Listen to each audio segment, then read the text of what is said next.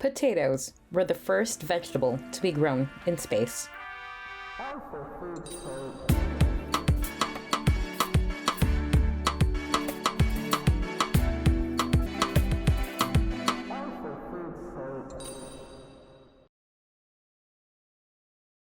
Welcome back to O for Food's Sake.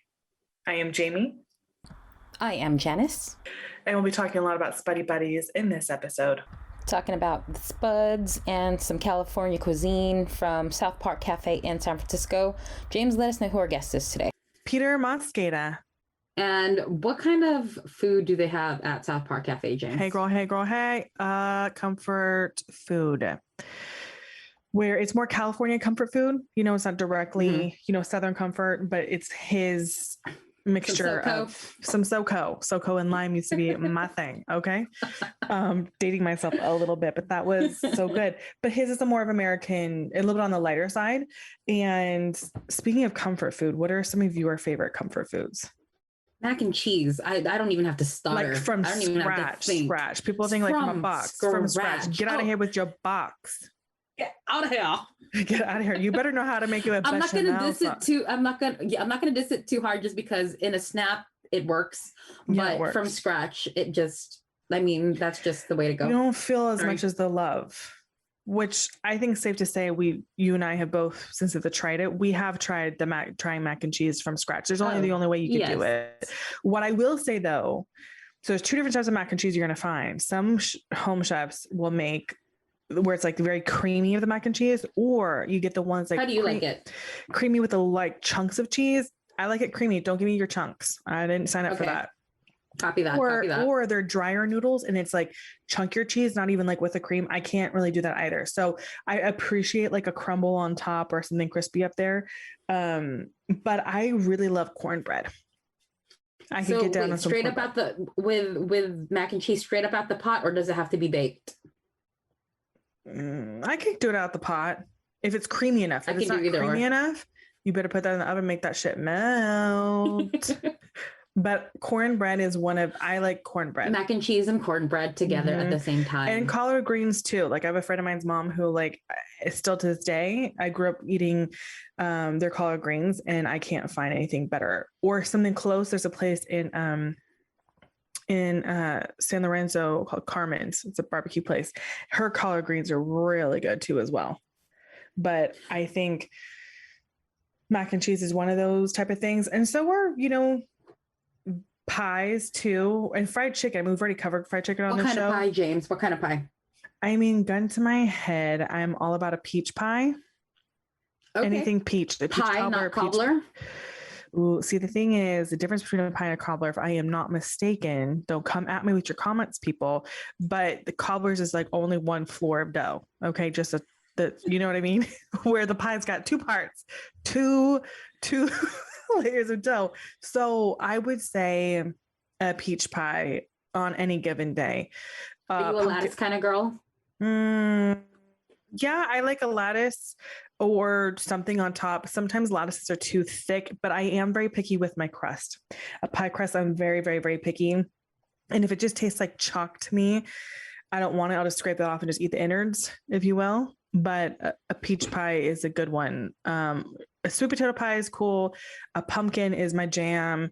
I don't hate or discriminate, but but I think like good fried chicken with a rounded amount of a good gravy and mashed potatoes and so Thanksgiving, cornbread, basically, and cornbread. Like I'm not joking. I can get down on that, especially when you have like a flavored butter, like a cinnamon butter or a garlic butter. But I will say this: growing up, all I knew was like cornbread that was like on the sweeter end, like not like crazy sweet, but enough where it was like it was more like dessertish bread. It wasn't until I was in high school I had a friend's mom that she made it on the savory side, where she put in like a can of chilies and then Monterey Jack. What do you like call it? Shredded spicy Jack cheese and pepper jack. Pepper jack, thank you. And at first I was like, what is that? I don't like it. I want the sweet. But then over time, as I've gotten older, I want the savory one, especially with chili. But what's like your favorite? So yours is mac and cheese, but what kind of pie is your pie? I know you like chocolate cream. Oh yeah, chocolate cream. But I really do like Banafi Pie, which I've made. I've tried it. I've made it. I've been so successful in it. I'm not even gonna lie. Like I've turned friends who are like, I hate you. Why did you introduce this to me? Yeah. What is it again? It's called Banafi Pie, and I believe it's a UK. It's popular in the UK. But it's banana and toffee.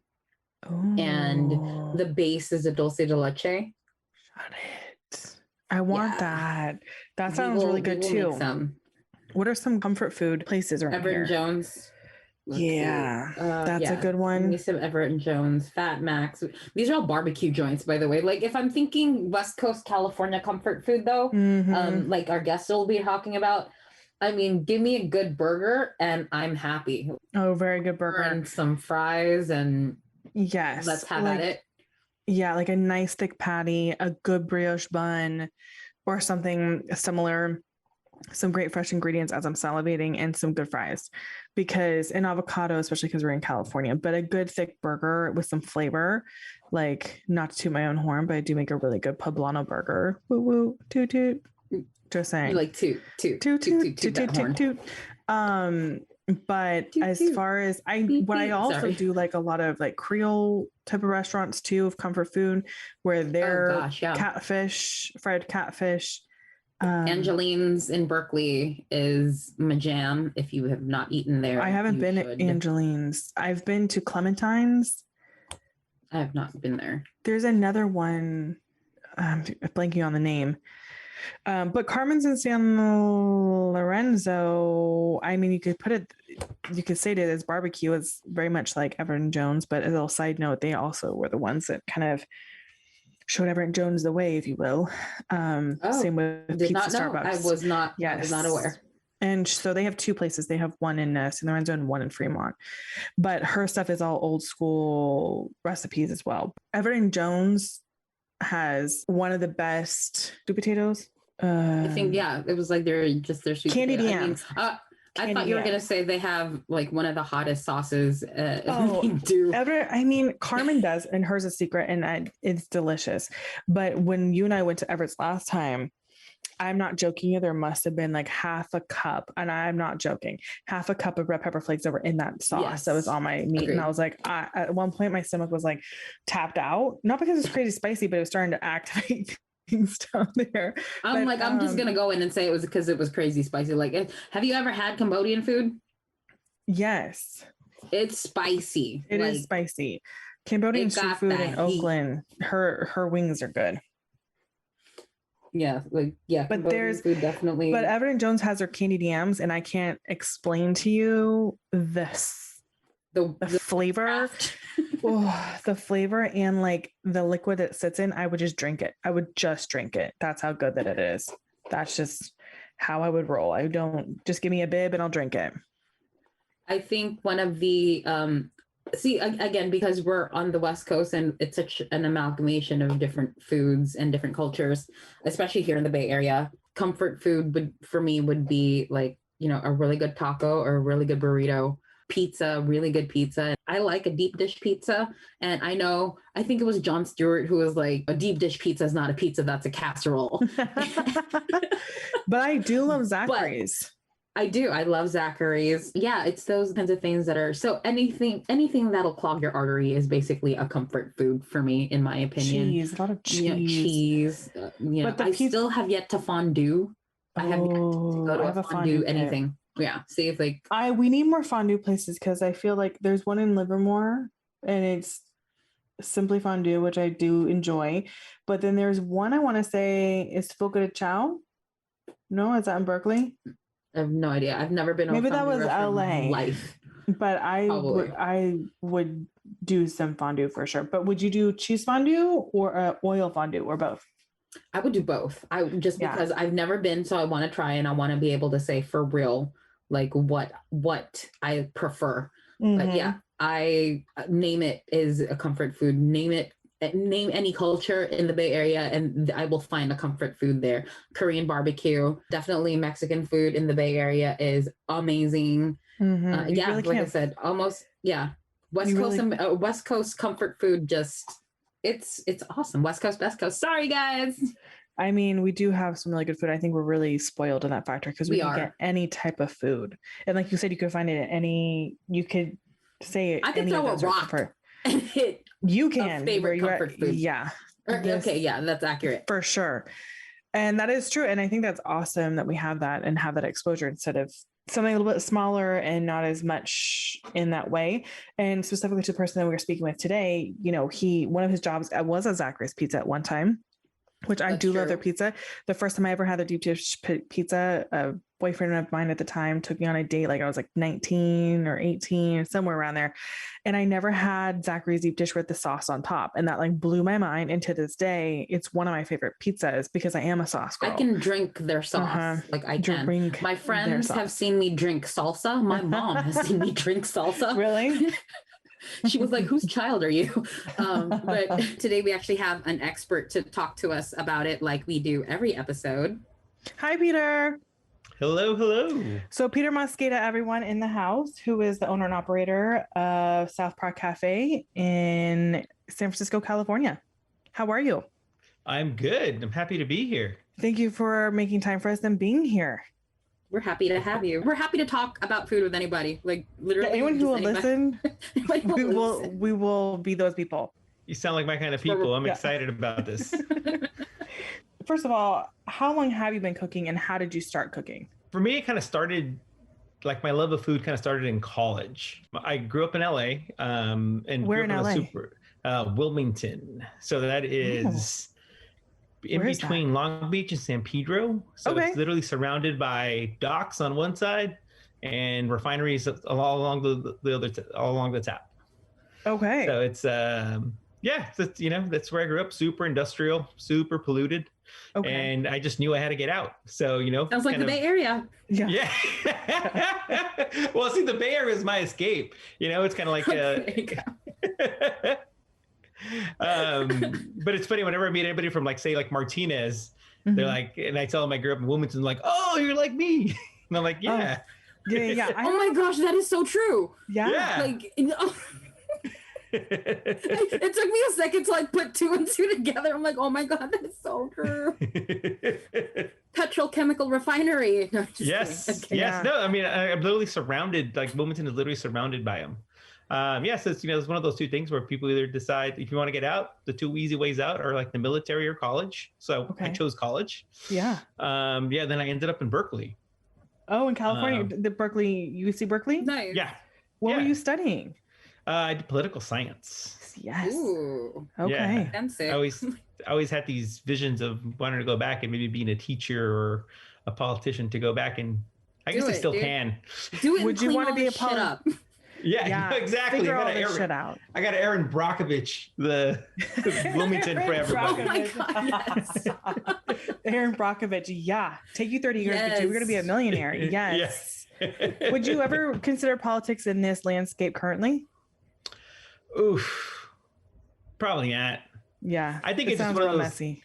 Oh my God. It sounds, no, it's really messy. I think it's just one of those things. I think the thing I really learned from school even back then, I think it's more apparent now just because there's kind of less need for politicians to be front-facingly not deceitful. But like, I think it feels like one of those things that just like money runs everything, and it's just kind of sad. Mm-hmm. It really, really, truly does. That just summed it up in one sentence so easily. Like for anybody that is or is listening to this internationally, that is the state of American politics right now. Literally. Go listen to a Long Line podcast. Another podcast I used to produce. Yes. So you fell in love with cooking when you were in college? Yeah. So then I came up here, and then it's like the way things happen, you meet a girl. Yeah. And then she was really into food. And, I was coming from a background where I was a super working class family, big family. We pretty much, as a Mexican household, a lot of beans and tortillas. Like that was dinner a lot of nights. Occasionally we switched it up. Like going out to eat was a local burger place or Domino's. It wasn't, anything fancy. Started dating a girl who loved food. Okay, good. And it was it was one of the, and she Our was like, kind of people. and slowly started learning about like, oh no, like what are you eating that for? You know, what do you like? No, this is, oh, let's try this together. And then slowly, you know, it's like different cheeses, different wines, different. I was like, oh my God, this is amazing. Oh my God, cheese. It's gonna make me cry. Oh no, it's one of those things. I remember one time I went to the store cheese. with her because I had an older brother who was going to school here as well, and he told me to go to the store and get cheese. And so like I grabbed like a package of Kraft Singles, and she was like, "What are you doing?" Yeah, to her, she was like, "What?" You just insulted her. That's black. Yeah. Oh no, exactly. I think I had like a list that had multiple. The two things I remember were like cheese, and I grabbed the thing of Kraft Singles, and she was like, "Oh my God!" And like juice. And I remember I think I grabbed the thing of Hi-C, and she was like, "What are you doing?" And I was like, "What?" She's like, "That's not juice." I was like, "It says 10% juice right here." Yeah, I'm sure she was mortified on like some sort of level. Just no. That just but leads me to our next question, actually, which was who or what inspired you? Yeah. To start Well, cooking? then it goes. It goes into that, and then through a group of friends, you know, we kind of made it. We just started going to like throughout our college years, we would kind of hopefully it worked out almost every semester where we would save our schedules for, noon on Fridays, and we would go eat lunch at the cheese board. Oh. And it was one of those things, but board. part of the thing was we meet on campus and we just kind of catch up about our week, see how things were going. We'd have a nice walk together up to the cheese board. And one of the things we always did, we stopped and read the menu at Chez Panisse. Ooh, which is so funny because our next interviewee is a chef at Chez Panisse. Amazing. Perfect. Yes. Yeah. No, I mean, and for me, like, you know, Chez Panisse as a restaurant and the food and everything is like the top of the mountain. Like everything about it, I just love and adore, just from like the sign outside to the menus, to the art, to the actual food. Just. Do you feel like your eating experiences in Berkeley and also Chez Panisse where it kind of blew your culinary doors open in a way where it's really just like a flood of just what really good cheese is and not Kraft Singles? I mean, that's a perfect example to show what real food is. And I think it's one of those things that's, you know, especially kind of like the Chez Panisse way of looking at everything where it's, you know, you try to get the best ingredients you can and, you know, and treat it simply and beautifully and let it do the talking. You know, it's like, I think the old saying, you can't make chicken soup out of chicken poop. Oh, I haven't heard that one, but I like it. I haven't heard that, but I'm going to start using it. 100%. But that's true. That is super true. Like let the ingredient speak for itself, which is, I think for a lot of places when they do it right, when you do it right, it's really magical because a lot of people want to smother it with something or a flavor or a gravy or something like that. Just kind of just all these flavor profiles. When if you can really just make it super simple and let those ingredients do their job, it's pretty magical. But you got to get to that point where like you do that right in that way or get really great produce to do that with it. Yeah. And you create comfort food. Yeah. I think it's, I think when establishing the menu at the South Park Cafe too, I think it was kind of my two go-to areas are like comfort food, not necessarily within the box of say American Southern comfort, although that is one of my favorite types of cuisine. Okay. But that kind of the ideas of kind of Southern comfort food, but at the same time, like being in California, trying to keep everything a little bit lighter, a little healthier. And still have that nourishing, like, you know, grandmother's kiss that like great food like that gives you. Yes.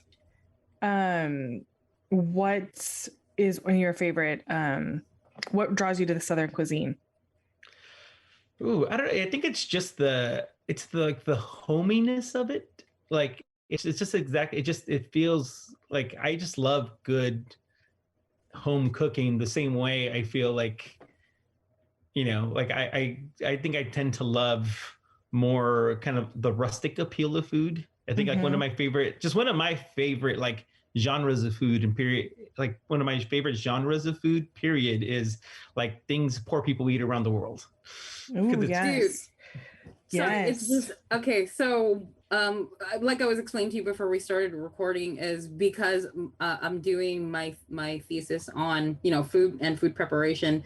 One of the foods I'm recording is Caribbean food, and a lot of it is based on meals and recipes prepared by slaves.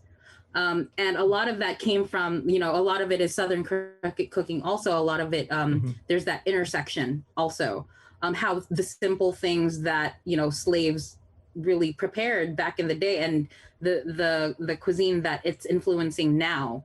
And people forget that, going back to basics, that these are meals and these are ingredients that they had no choice but to use, that we might take for granted, but they're amazing in the way they get used, and so creative and inventive. Yeah, no, exactly. And that was just my spiel, because I was like, oh my God, I've done so much research on this, and I want to. No, it's great. And even like the food of the South, and even like the Caribbean, and when you think about the people that were cooking, and then also like, the sort of hours they're supposed to work, that's a lot of reason why a lot of that food is so fatty.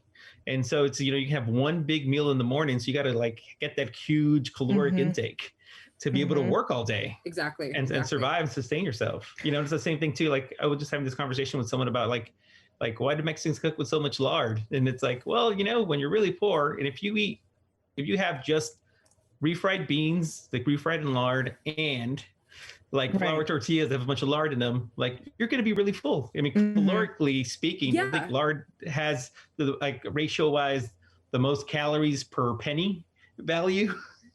Yeah. No, and then on top of that, what is it? A legume and is it fiber? Together, it forms a complete protein. It's one of the most complete proteins you can have. Yeah. So it'll keep you full for hours, and it's not even meat. It's just beans and rice. Or sorry, legume and carb. Yeah. It just makes so much sense. Yeah, no, it does. It does. And back to your comment about, eating the food all over the world of maybe people who don't have as much money and what's on their table. And I think that's a really great thing to do if people can travel and experience that. AKA Anthony Bourdain, who's one of my favorites. Legendary. And where he literally went to all the different parts of the world where it wasn't really on the hustle and bustle list, and sat down and had a meal with them. And tried all the stuff that they would use, and they use everything from an animal, all the parts, to whatever type of fats they're using to make sure you're really sturdy and full for the day. But really get to know everyone on that level and across I think it's such an awesome thing to break bread with anybody, especially people around the world that you may not speak the same language with. I think it's a very magical thing. So to your point about that, of making your food like the comfort food of what the flavors you like in the Southern cuisine, because that is a really awesome thing too.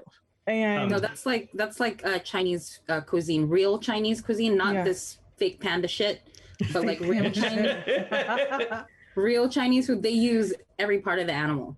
Like nothing goes to waste. Yeah. Absolutely nothing goes to waste. I mean, that's the way. I mean, I think the United States really, it's kind of probably one of the only places that really has it backwards, in the sense where processed foods are the most accessible, the most economical, and the most accessible. Where almost everywhere else in the world, it's you got to eat what's local and around you, and you don't waste anything. Yeah. And it's tearing up our, okay, let me get off my soapbox real quick after I say it tears up the environment, because you get up there, girl, you get up on that box. Because of the amount of food wasted and the products wasted that we think is not usable. And I don't say we like in this room, but like the rest of they're in society. Chicken nuggets. Yeah. Exactly.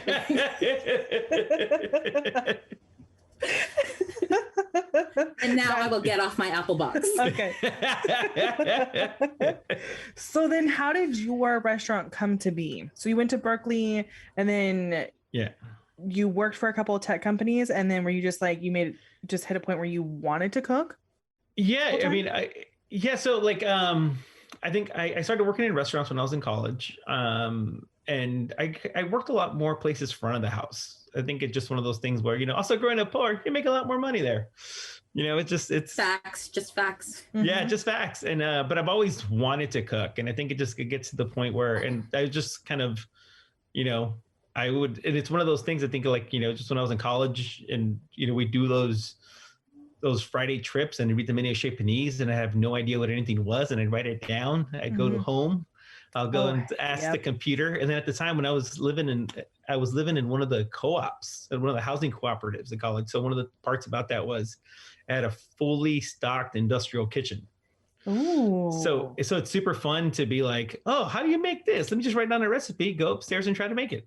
Yeah. You know, and it's one of those things as far as like training goes. It's great when you like, you know, when you try it, you know, the point wasn't to waste food, obviously, but it gives you a lot of confidence to be like, oh, I want to try to make a souffle, you know, because there are already like, you know, you brave 3 cases of eggs and there are 3 cases of eggs in the fridge. If I mess it up, I can just try again. Totally. But that's cool that you have that at your disposal, because that is epic. No, super cool. Lucky. Yeah, super lucky. And then No, go ahead. Please do. Yeah, no, then for South Park, then it just kind of fast forward. I worked at a handful of different restaurants. I think the longest I worked anywhere was like Zachary's Pizza. I worked there for a really long time. And that was just a lot of fun and a great place. And that did teach me a lot in the sense that, I mean, that place is busy. That place is busy, and they like, you know, they have everything down to a science. It's a machine. Like the way they run it and everything like that, it's great. Like it's even just to get a table. Well, when you could get a table, just to get a table was ridiculous in there. Which Zachary's were you at? The College and Solano ones. Of course, yeah. Yes, I worked at both of college. those. Yeah. Oh my gosh. Yeah, the college one is ridiculous. Like, yeah, I mean the hardest from a consumer standpoint. Yeah. And like, I mean, the hardest position there, like front of the house, is being the person responsible for giving people their wait times. Oh yeah, because everyone's hungry and angry. Hangry. Yeah, and then we're trying to time that with like how the pizzas are made, and like it's a process. It's great. It's a great place to work though. I wouldn't say that, because my follow-up question to that would be, after you experimented with all those things that you got to experiment with, what have you learned from the most? I don't want to say, is it a failure? Because I wouldn't say things are failures. You learn from things that you do, and I wouldn't necessarily call that a failure. So from those experiences, what have you probably learned that has stick with you the most? I think the thing I think stuck with me the most is, I think just coming from what we were just talking about, like the Zachary's days, is, you know, you always got to be prepared. You always got to put yourself in a position to excel, because it's like anybody that's worked in a restaurant can tell you, like, no day ever goes according to plan. No. And get ready to sometimes the kitchen has your back, and sometimes she's just on another level. And I think that's part of cooking, where you could literally be cooking it the same way you did the day before. It just may not have worked out for whatever reason. Yeah. Call it the kitchen gods, whatever. But some days it just doesn't go your way at all. And some days it's like you're killing it, but you're doing it kind of the same way. It's interesting. The kitchen. Get ready to get uncomfortable. Yeah. Yeah, no. It's like, it's crazy. Yeah, the kitchen gods, man. So what is your favorite cuisine? It's like asking you who your favorite child is. Yeah, no, exactly. I mean, I think if I had to pick one, the more I think about this, it would be like, does poor people's food around the world count? Yeah, I would say that's a cuisine, because think of all the ingredients that goes into that. Yeah, no, and it's all like regional, it's all local. Yeah, and I love that. So how do you take these simple things and make something beautiful and nourishing? We're gonna go ahead and jump into our rapid fire questions. Don't think, just say what's on your mind. Just go. Exactly. Rapid fire questions. Okay, so what is your favorite junk food? Oh, Flaming Hot Cheetos. Excellent. We can be friends. Someone taught me recently that if you take a hot Cheeto and dip it in cream cheese. Yes. And that first of all, yes. Try it with sour cream too. That works. What is your favorite food cuisine? I'd go with Mexican. Tacos are my favorite food. Yes. Okay. What type of food makes you say, "Oh, for food's sake"?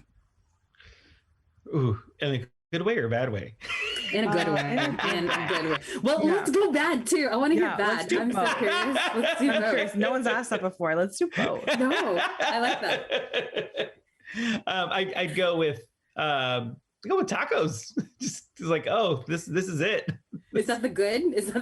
That's the good. Yeah, that's the best. I'm like, oh my God, is that the good? But what on a taco makes you go, oh, for food's sake? Is it the meat, or is it like everything, or is there everything? Like, I mean, okay. Here's the thing too. If you have like a really good tortilla and a really good salsa, the meat could be just okay, and it'll still be an amazing taco. Yep. Like, but when you get all the elements together, it's like, with like that finely chopped onion and the cilantro, the freshest cilantro. Yeah, you get the acidity and the salsas and Yeah. Yeah. Okay, and then one of our last questions is, before you give us all your social media, is if you could cook anywhere in the world, where would it be? Probably where this all started, like the countryside in France. Hell yes. Fancy. You fancy. Yes, that would be so Yeah, I mean, well, nice. actually, I did go with the countryside because I don't necessarily want to be fancy, but it's just like, it's Well, fine it's dining right. anywhere is the combination of old school classic French technique and what's around you. That is true. Absolutely. And Yeah. a lot more fresh like vegetables and just not so like, all up in the cities, but just on the countryside, more rustic and all that type of stuff. Yeah. Yeah, I love it. I'm down with you. I think that's one of the places I would definitely would like to cook into as well. In general, I mean, a long time ago, one of the plans was to move to Paris and go to Cordon Bleu and do the whole damn, but we did not. But maybe later on in life. But Yeah, I think that'd be a great place. There's always time. So before we let you go, where can people find you? Where is your restaurant located? Okay, my restaurant is located at 108 South Park Street on the park at South Park. So between 2nd and 3rd, between Brendan and Bryant in San Francisco, like 2 blocks away from the ballpark. Put it in your maps, y'all. Put it in your maps, y'all. Yeah, and then Google South Map it Park now. Cafe SF on Instagram and on Twitter. We do more Instagram stuff than anything else these days, and the website is southpark.cafe. What? Mm-hmm. Well, thank you so much for coming on. We really enjoyed having you, and thank you for making time to chat with us. And we'll be coming to your restaurant pretty soon. I'm excited about hosting you, and I'm excited about you guys' project here. Awesome. Yay. Thanks, Peter. Thank you so much. You're Thank the you. bestest. Yeah, I can't wait. Thank you all for listening to Oh for Food's Sake. Make sure you give us a follow on all the social media platforms. We really only have 2, Instagram and TikTok. Yes, we have a TikTok. It's OH_FOR_FOODS_SAKE. I know that's a lot of underscores, but please give us a follow. Thanks again, and join us next time. Oh, for food's sake.